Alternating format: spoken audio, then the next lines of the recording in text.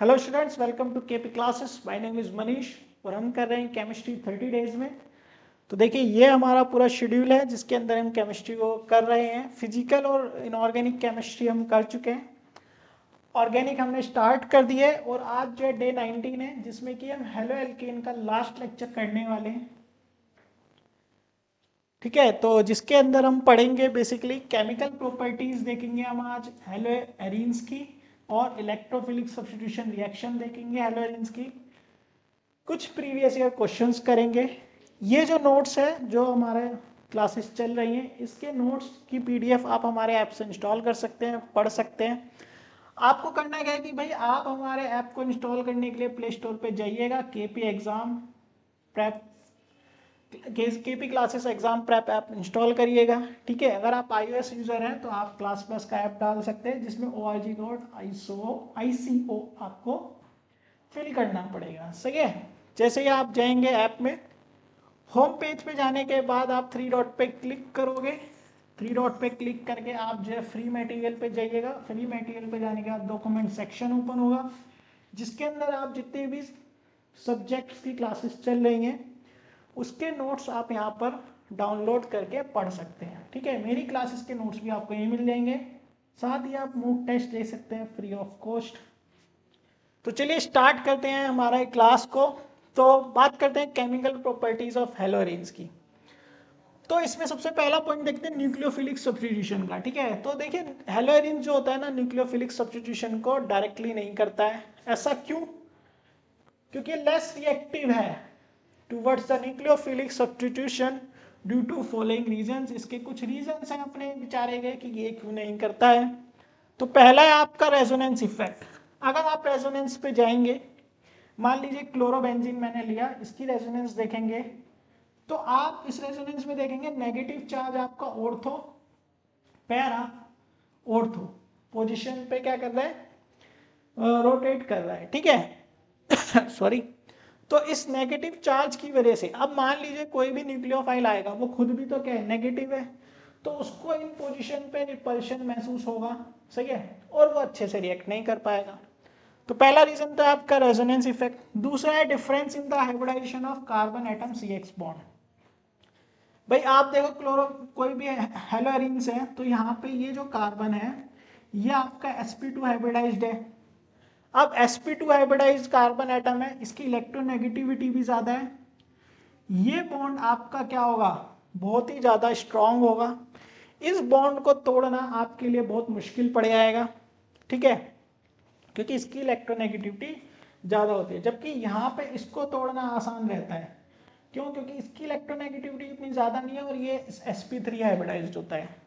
ठीक है, तो यानी कि आपको हेलोजन हटाना ही मुश्किल पड़ जाएगा। थर्ड है instability of phenyl cation. Let's say कि आपने हटा भी दिया, यहाँ से कोई हेलोजन हट भी गया, तो जो आपका फिनाइल कटायन होता है वो पहली बात फॉर्म ही नहीं होता है क्योंकि वो हाईली अनस्टेबल होता है। तो ये सिचुएशन अराइज ही नहीं होगी। लेकिन अगर आपको ये रिएक्शन करनी है तो कुछ चीज़ें हमने करनी पड़ती है। देखिए कैसे कर पाते हैं, replacement by the hydroxyl group, यानी कि OH ग्रुप को हम रिप्लेस कर देते हैं Cl की जगह। कैसे? तो सबसे पहले हमने लिया क्लोरोबेंजीन, NaH के साथ रिएक्शन कराई, बिल्कुल ही हाई कंडीशन लेंगे, हाई टेम्परेचर और हाई प्रेशर। ठीक है, तो इसमें एक कंपाउंड बनेगा हमारा सोडियम फिनॉक्साइड। अब सोडियम फिनॉक्साइड में सोडियम जो है बहुत जल्दी छोड़ेगा इसको, तो यहाँ पे HCl लेंगे तो जो कि क्या बनेगा हमारा Na, और Cl NaCl बन जाएगा और H जाके OH के साथ जुड़ जाएगा और फिनॉल फॉर्म हो जाएगा। सही है, अब ये रिएक्शन जो होती है वो हाई टेम्परेचर और प्रेशर पर स्टार्ट होती है। सही है, जैसे ही हम इसके अंदर कोई इलेक्ट्रॉन विड्रॉइंग ग्रुप लगा देंगे, EWG शॉर्ट में बोलते हैं, जैसे मैंने नाइट्रो लगा दिया, अब नाइट्रो पे जैसे ही मैंने पैरा ग्रुप पोजीशन पे लगा दिया तो देखिए टेम्परेचर डाउन हो गया आपका 623 से कितना हो गया 443, है ना, 443। तो इससे क्या हुआ, बेसिकली जो आपका रेजोनेंस की वजह से जो नेगेटिव चार्ज घूम रहा था पैरा पे, उसको थोड़ा सा टाइम मिल जाएगा और इलेक्ट्रॉन डेंसिटी हमारी क्लोरीन पे, मतलब बेंजीन क्लोरोबेंजीन पे कम हो जाएगी। ऐसे ही अगर मैं ज़्यादा ऐड कर दूं, मान लीजिए मैंने ऑर्थो पे भी ऐड कर दिया, तो देखो टेम्परेचर और डाउन हो गया। अगर आप बिल्कुल सिमेट्रिकल पोजीशन पे ऐड कर दोगे तो ये बिल्कुल गर्म पानी में हो जाएगा, ठीक है ये रिएक्शन।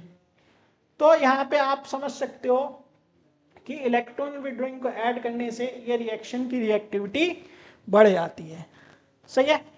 जैसे कि एनसीईआरटी में अगर आप देखोगे तो ये एक्सप्लेनेशन भी है। अगर आप नाइट्रो ग्रुप को पैरा पे देखते हैं तो देखो बेसिकली वो क्या करता है, बेंजीन पे जो इलेक्ट्रॉन डेंसिटी होती है, जो रेजोनेंस की से नेगेटिव चार्ज होता है ऑर्थो और पैरा पे, उसको वो डिक्रीज कर देता है।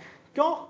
क्योंकि नाइट्रो कंपाउंड के खुद के अंदर ही रेजोनेंस स्टार्ट हो जाता है, जिससे कि कोई भी कंपाउंड इजिली रिएक्ट कर पाता है, सही है।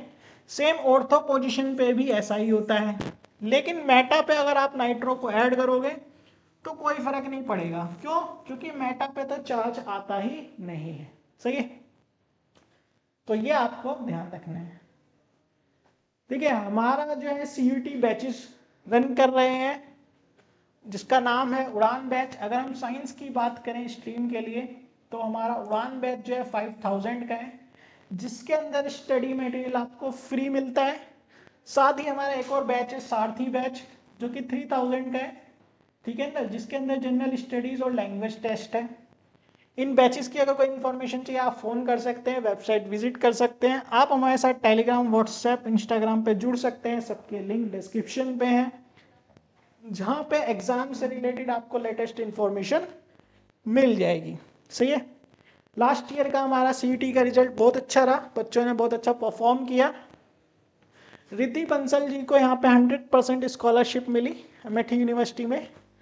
तो चलिए अब बात करते हैं इलेक्ट्रोफिलिक सब्स्टिट्यूशन। भाई अब न्यूक्लियोफिलिक नहीं कर रहा है तो क्या कर रहा होगा, इलेक्ट्रोफिलिक सब्स्टिट्यूशन रिएक्शन। तो अगर हम इलेक्ट्रोफिलिक की बात करें तो देखो the substitution reaction take halogens it take place at ortho and para position. भाई चार्ज कहाँ पे, जब रेजोनेंस देखा तो चार्ज कहाँ आएगा, ऑर्थो और पैरा पे। तो जो आपका इलेक्ट्रोफाइल है, इलेक्ट्रोफाइल जो होता है वही आपका क्या होता है, खुद कैसा होता है, पॉजिटिव। ये होता है इलेक्ट्रॉन लविंग, यानी जहां पे नेगेटिव चार्ज होगा ये खुद वहां जाएगा, सही है। अगर आप देखो तो मैंने जनरली यहाँ पे एक चार्ट लिया है, तो हमने लिया क्लोरोबेंजीन। क्लोरोबेंजीन में अगर हम देखें Cl2 ऐड कर रहे हैं FeCl3 के साथ क्लोरीनेशन कर रहे हैं, तो दो टाइप के प्रोडक्ट बनेंगे, एक पैरा पे बनेगा एक ऑर्थो पे, क्योंकि दोनों ही पोजीशन पे चार्ज आता है। अब मेजर प्रोडक्ट हमेशा कौन सा बनेगा, पैरा, क्योंकि सिमेट्रिकल है। HNO3 नाइट्रो कंपाउंड भी ऐड कर सकते हैं, ठीक है। HNO3 ऐड करेंगे H2SO4 के साथ तो NO2 ग्रुप पैरा और ऑर्थो पे जुड़ जाएगा। अगेन मेजर प्रोडक्ट आपका पैरा होगा। कंसंट्रेटेड H2SO4 ऐड करेंगे तो SO3H, ठीक है, ये आपका जुड़ जाएगा ऑर्थो और पैरा पे, सही है। अगेन पैरा कंपाउंड आपका मेजर होगा। साथ ही अगर आप यहाँ पे फ्रीडल-क्राफ्ट एसाइलेशन और एल्काइलेशन पे जाएंगे तो वो रिएक्शन भी शो करता है। एल्काइलेशन बोले तो आप क्या कर रहे हो, एल्काइल पार्ट ऐड कर रहे हो, ठीक है। आपने CH3Cl लिया और ये CH3 आप ऐड करोगे बेंजीन के साथ, ठीक है। इसमें आप AlCl3 लेंगे, एक बेसिकली लुईस एसिड लेंगे जो रिएक्शन में बॉन्ड वॉन्ड तोड़ने में हेल्प करेगा। तो होगा क्या कि भाई आपका जो एल्काइल पार्ट है मेजर, सॉरी ऑर्थो और पैरा, ऑर्थो और पैरा पोजीशन पे ऐड होगा, पैरा पोजीशन वाला मेजर प्रोडक्ट होगा। सेम चीज एसाइल ग्रुप, एसाइल ग्रुप भी आप ऐड कर सकते हो। एसाइल बोले तो RC डबल बॉन्ड O, ये आ गया आपका सील, ठीक है, ये होगा आपका एसाइल ग्रुप, ठीक है। एसाइल ग्रुप भी आप हेलो एरिन्स के साथ ऐड कर सकते हैं जो कि ऑर्थो और पैरा पोजीशन पे अटैच होगा, ठीक है। पैरा वाला आपका मेजर प्रोडक्ट होगा। बहुत इंपॉर्टेंट है आपका फ्रीडल-क्राफ्ट एसाइलेशन एल्काइलेशन, सही है। आगे चलते हैं तो देखिए अब बात करते हैं फिटिंग रिएक्शन और वुड्स फिटिंग रिएक्शन की। तो देखिए जैसे हमने वुड्स रिएक्शन में देखा था, दो हेलो एल्केन को हमने लिया था, ऐसे ही हम दो हेलो एरिन को लेके भी ये रिएक्शन करा सकते हैं। हमने क्या लिया, दो हेलो एरिन लिया, दो सोडियम लिए, तो यह बना हमारा डाइफिनाइल, साथ में दो NaCl। अब कोई बोले कि जी हमें बेंजीन और हेलो एल्केन लेना है, हेलो एरिन और हेलो एल्केन लेना है, तो उसके लिए वुड्स फिटिंग दोनों को कंबाइन कर दिया गया। तो हेलो एरिन्स और हेलो एल्केन लेके हमने रिएक्शन करा दी, टॉलिन बना, NaCl बना, ठीक है। तो ये होता है हमारा केमिकल प्रॉपर्टीज हेलो एरेन्स में। सही है। जैसे कि मैंने बताया हमारा उड़ान बैच चल रहा है सीयूटी का, तो उसके साथ आपको स्टडी मटेरियल जो डोमेन स्पेसिफिक है वो आपको फ्री मिलता है। चलिए आगे बढ़ते हैं। प्रीवियस ईयर क्वेश्चंस की बात करें अगर हम, which of the following has highest melting point, ortho dichlorobenzene, Meta dichloro, para. Basically para he position होगा जिसका मेल्टिंग पॉइंट क्या होगा, हाई होगा, क्योंकि जैसे कि मैंने लास्ट क्लासेस में भी बताया है, पैरा पोजीशन पे ये सिमेट्रिकल फॉर्म होगा। सही है। अब बात करते हैं ये क्वेश्चन की, which of the following benzylic halide. देखो मैंने ना एक इमेज लिया है यहाँ पे, जैसे कि ये कार्बन है, इसके साथ इसको बोलते हैं बेंजाइल, दो हैलोजन जुड़ते हैं बेंजल, तीन जुड़ते हैं तो बेंजो। ठीक है। अब ये कह रहे हैं बेंजाइलिक हैलाइड, बेसिकली इस कार्बन के बाद एक एरोमेटिक रिंग जुड़ेगी। सही है। तो आप देखो किस कार्बन के बाद हैलोजन के एक एरोमेटिक रिंग जुड़ रही है। अगर आप देखोगे ये हैलोजन हो गया, फिर ये कार्बन, इसके बाद नॉर्मल कार्बन है। ठीक है। तो ये बेंजाइलिक हैलाइड नहीं है। यहाँ देखो आपने यहाँ हैलोजन ऐड किया, इस कार्बन के बाद डायरेक्ट बेंजीन रिंग है, तो ये बेंजाइलिक हैलाइड है। क्या ये है? नहीं, ये तो डायरेक्ट ही जुड़ रहा है। सही है। इसमें देखो ये हैलोजन हमारा इस कार्बन से और इसके बाद ये नॉर्मल कार्बन से जुड़ रहा है, तो ये भी आपका बेंजाइलिक हैलाइड नहीं है। ठीक है। Write the major product of the following, NaNH3। ये बिल्कुल हमारे जो नाइट्रो कंपाउंड हमने ऐड किया था अभी, ये उसी की रिएक्शन है जो कि आप यहाँ देख सकते हो। बेसिकली ये रही। ठीक है। 443 पे यह आपका मेजर प्रोडक्ट फॉर्म हो जाएगा। सही है। तो ये था, आप यही क्वेश्चन है हमारे पास। बिल्कुल। तो ये था आपका halo alkane halo arenes chapter का लास्ट लेक्चर। हम जो है हेलो एल्किन पूरा खत्म कर चुके हैं। अब हम नेक्स्ट क्लास में हम आगे बात करेंगे ऑर्गेनिक के अदर्स चैप्टर की। ठीक है। जैसे कि ये उड़ान बैच है हमारा 5000 का, सभी डोमेन इसके अंदर कवर होंगे, स्टडी मटेरियल, साथ ही हमारा एक सारथी बैच है जनरल प्लस लैंग्वेज टेस्ट। ठीक है।